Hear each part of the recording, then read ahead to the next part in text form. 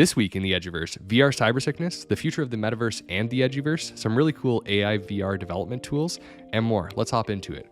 First of all, we have this study coming out looking at how upbeat or calming music can actually help combat cybersickness in virtual reality.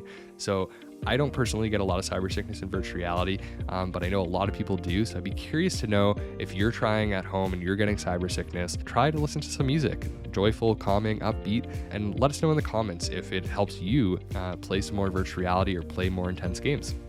Moving along, we have the KPMG UK office doing a study on UK consumers, and they found that almost 50% of UK consumers are excited for and believe that over the next 10 years, the metaverse will be widely used. And that's very exciting because there's been a lot of articles talking about the metaverse is over, VR is dead, mainly because of AI coming out over the past couple months and how much of an impact that's had. And it's just interesting to see that so many UK consumers and probably so many other people around the world do still see the value in the metaverse and where it's heading into the future. On a similar note, Research and Markets did a study, and they found that in 2023, about $11.95 billion USD is spent on virtual reality and education.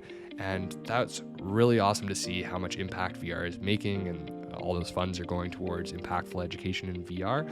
But even more exciting was that they estimate that VR and education will see an annual growth rate of just over 40% over the next 4 years. So by 2027, bringing the amount spent per year up to $46.14 billion. And that's amazing because VR is making a huge impact in education. So it's awesome to see that developing and continuing to have that impact. Then we have this cool development studio, Blockade Labs. I just found out about them this week and have been playing around with their Skybox creator. So basically, it's an AI. You go in, you ask for whatever image, similar to like Midjourney if you played around with that. And instead of creating just an image, it creates a 360 image that you can use as a skybox. So when you're in a virtual world, all the things that you can't touch and interact with that are kind of outside of the area that you can go to, that's the skybox that surrounds you. So really cool. You can really create anything that you can imagine to fill out your virtual world. But even more exciting, they released this video earlier last month showing how in one of their skybox tools that they're messing around with, instead of just typing, you can go in and draw what your skybox kind of looked like very rough as you can see here, and then it creates that skybox for you. So cool to have both the visual and the text-based AI of creating these skyboxes.